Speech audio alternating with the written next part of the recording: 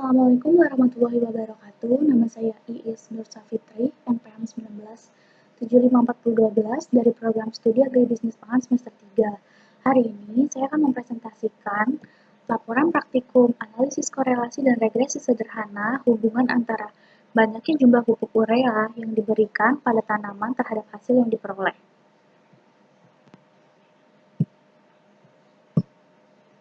Bab 1. Latar belakang.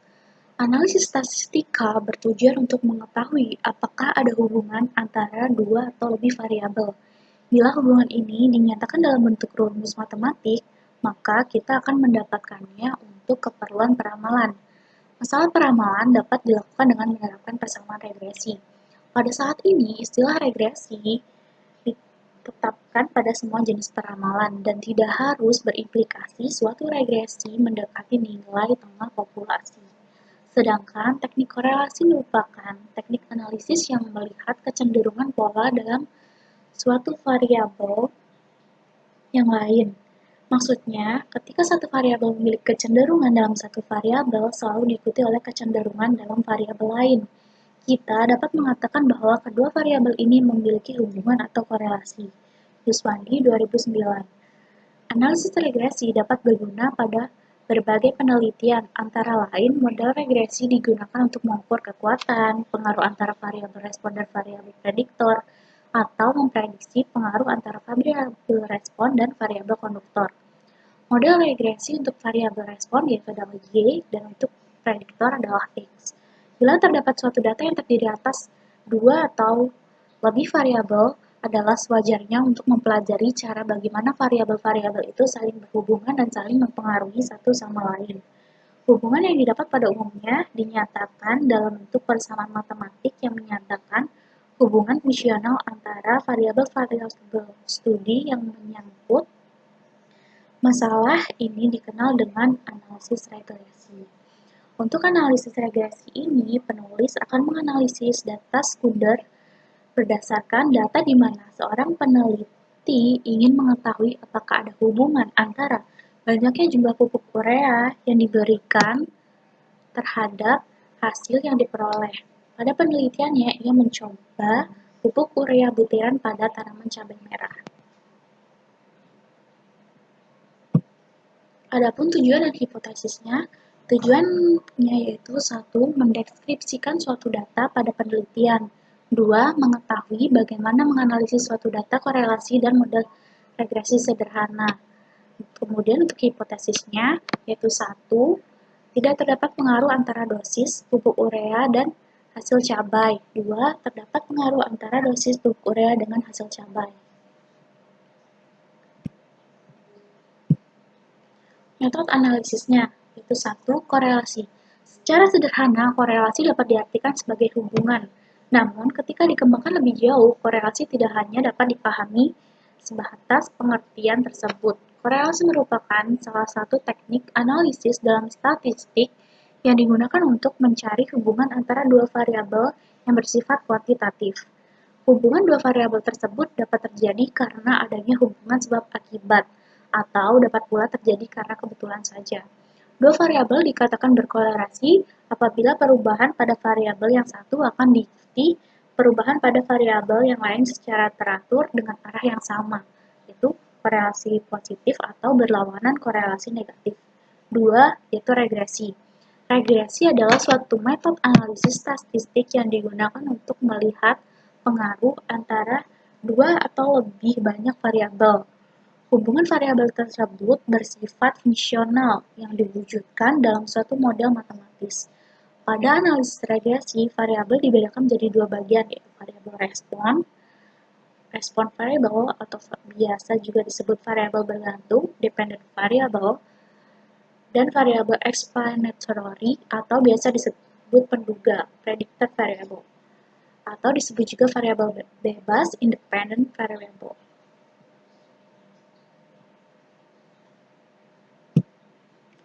Kemudian, penganalisisan datanya yaitu diperoleh data sebagai berikut, yaitu ketika seorang peneliti ingin mengetahui apakah ada hubungan antara banyaknya jumlah pupuk urea yang diberikan pada tanaman terhadap hasil yang diperoleh. Pada penelitiannya yang mencoba urea butiran pada tanaman cabai merah.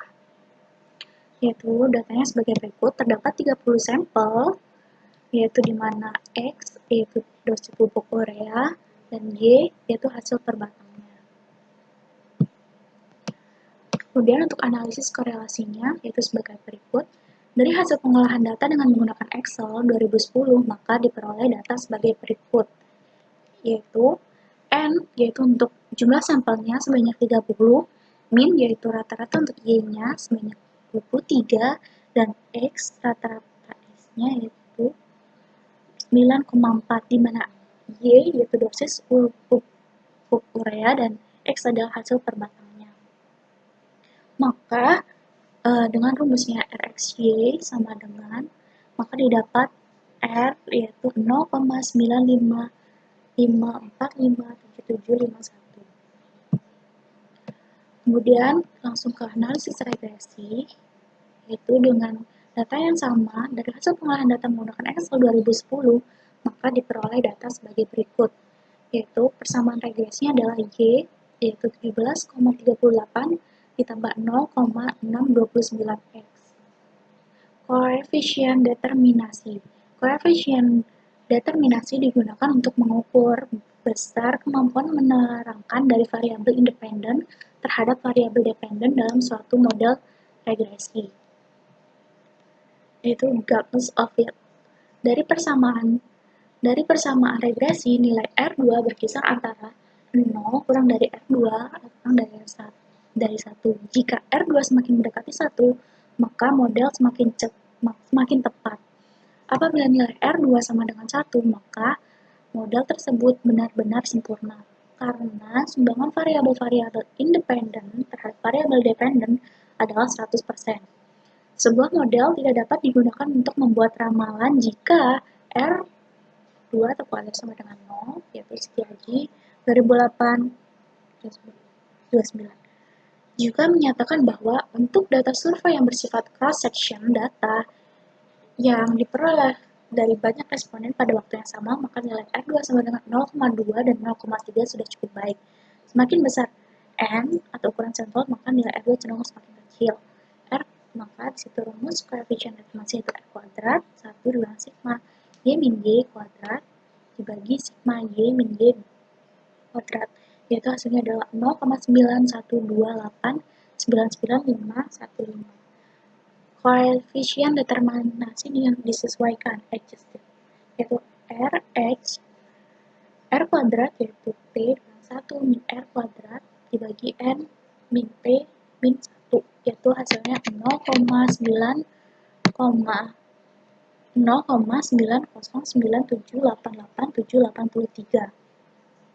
Kesalahan baku estimasi digunakan untuk mengukur tingkat dari model regresi yang dibentuk, yaitu SE sama dengan 0,7893533878. Standar error koefisien regresi digunakan untuk mengukur besarnya tingkat kesalahan dari koefisien regresi, yaitu SB sama dengan 0,374357264. Uji F digunakan untuk ketetapan model apakah nilai prediksi mampu menggambarkan kondisi sesungguhnya, yaitu HO diterima jika F hitung kurang dari sama dengan F tabel. HA diterima jika F hitung lebih dari F tabel. F hitung sama dengan yaitu 293,4677835 dan F tabel sama dengan 250. Karena F hitung sebesar 293,4677835 lebih dari F tabel yaitu 250, maka persamaan regresi dinyatakan baik, yaitu good of it. Uji T digunakan untuk mengetahui signifikansi pengaruh variabel-variabel independen atau X terhadap variabel dependen Y secara parsial. Besarnya nilai T hitung ini yang menentukan signifikan tidaknya variabel X dalam mempengaruhi variabel Y. Cara menentukan signifikan tidaknya nilai T tersebut adalah melalui perbandingan antara nilai T hitung dengan T tabel. Dari upaya perbandingan dapat diketahui bahwa jika nilai T hitung lebih besar dari T tabel, maka tidak signifikan. T hitung sama dengan 15,9407776 dan T tabel sama dengan 12,70620. Karena T hitung lebih besar dari T tabel, maka dikatakan signifikan. Selanjutnya saya akan menyajikan data melalui Excel.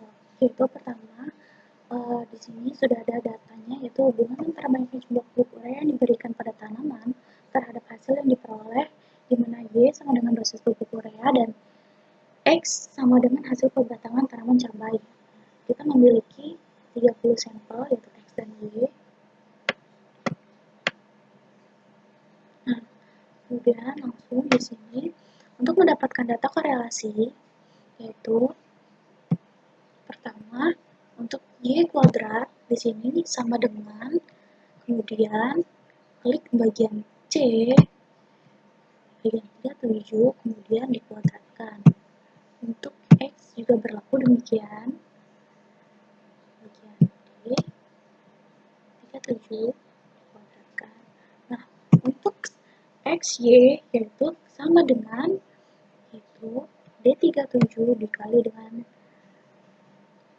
C37 dan seterusnya sampai kita mendapatkan total yaitu sama dengan sum D37 bagi dengan 6 dan seterusnya, dimana M adalah sampel yaitu sama dengan 30, min Y sama dengan 23, min X sama dengan 9,4.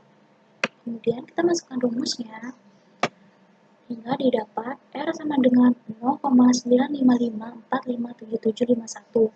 Nah, di sini R atau multiple R bisa kita dapatkan juga melalui praktek regresi, di mana pertama-tama regresi, metode regresinya itu pertama kita blok bagian data yang sudah disediakan, keseluruhan data, kemudian kita pergi ke data, kemudian ke data analisis, di sini sudah regression, kemudian OK, lalu untuk input Y range kita masukkan, kita blok bagian Y,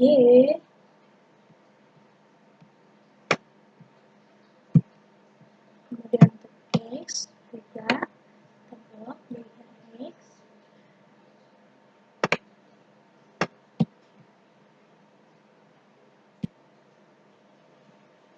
untuk bagian X seluruhannya.